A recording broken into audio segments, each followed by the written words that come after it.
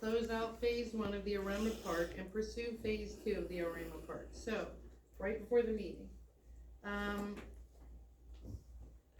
Lori, our new treasurer, had started contacting them about closing out phase 1. She has an appointment at 9 o'clock in the morning virtually with them to close out phase 1.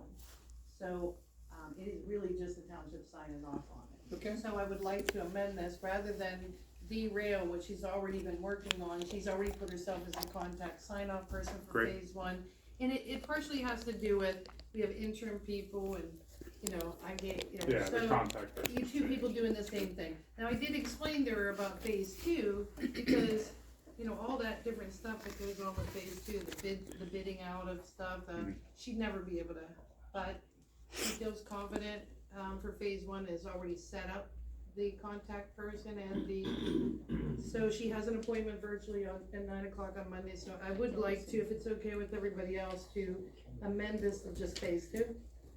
So the motion would be to authorize the treasurer to close out phase 1 of the I always call it Elrama. Is it Elrama or Elrama? Well, it's, Okay, what's it, Elrama or Elrama? Elrama. I will tell you, you might wanna make a note, on a lot of the state grant stuff, it is marked Elrama Chrome Shop, it is not marked Park, because that's what it was when they cleaned it up. So Gotcha, okay. all of their paperwork says Elrama Chrome Shop, although we like to call it a park now that it's not a Chrome Shop, but since it was all started back in 2015 Sure. and 16, that's what it's labeled under.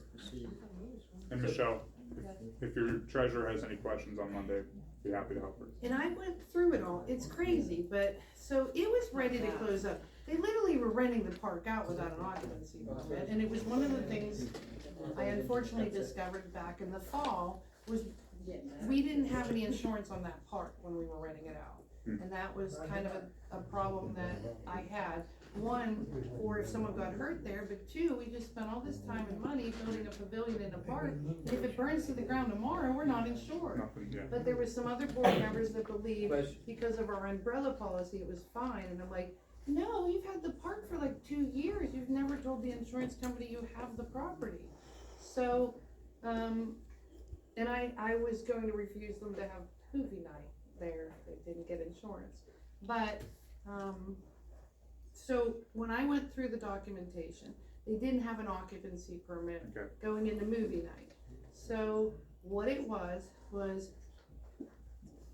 Harshman Zoning and Code, or whatever, building inspector, had something to do with this pool noodle on a drain. And it was if someone in a wheelchair was washing their hands, they might burn their legs. Which I didn't understand. We were doing this back and forth, like paying them 6 times to go about this pool noodle. Because if you wouldn't you burn your hands?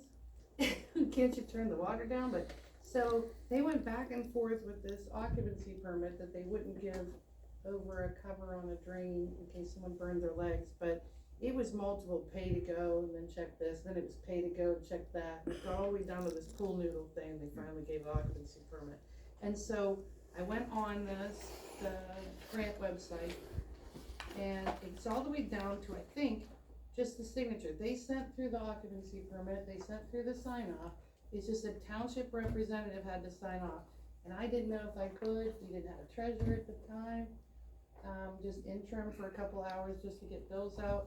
And so now we do have one, she has contacted them, she set it up. For phase 2, that would be the playground equipment, the contractors for that. Yeah, So, design, contract, everything. Yeah. so I feel more comfortable that there's so that was a $50,000 grant she's closing out. And we put that money towards the playground equipment. There's I think an $87,000 grant towards phase 2. So I talked to TJ also on that, and I had a resident who was down that particular direction also suggested to me, when we do get to phase 2, and his office will probably handle most of the design for the equipment that we need in that. I don't think we have any other handicap accessible parks, really. Veterans There Park is an is not ADA really. swing over at Brownsville, like one. Yeah, that's not quite enough. I know, it's not enough, So but I there think is, I've seen it. as part of the suggestion for this, when we get to phase 2, I Well, think we should there's- have them design in more handicap accessible Well, equipment. I don't think you understand. I think it's all designed, and that's how they got the grant. Mhm. There's a whole packet that Jessica Steiner did back in 2020 or something. She did PowerPoints on it, and this grant's very particular. You can't have a general, so they didn't want, because it's the DCD, it's the DEP for the cleanup. It's like a 3-part, and so you have to have different contractors for everything with no general. They won't pay the 10% general. So everything, the electric has to be, it's a little bit complicated, Okay. but worth doing. But Yeah. I don't feel that with everything, the training and the learning and stuff that she's doing, I'd really think it would be better and faster to get playground equipment for the children of Elrama if we put it in your hands. Alright, sounds good to me. Okay, so we're gonna amend this to the treasurer to close out phase 1. And, To authorize the engineer to pursue phase 2. okay, so That's We're someone's gonna- motion. I'm gonna motion to authorize our treasurer to close out phase 1 and the engineer to pursue phase 2 of the Elrama Park. I'll second that. Okay, we have a first by Dupree, a second by Evans.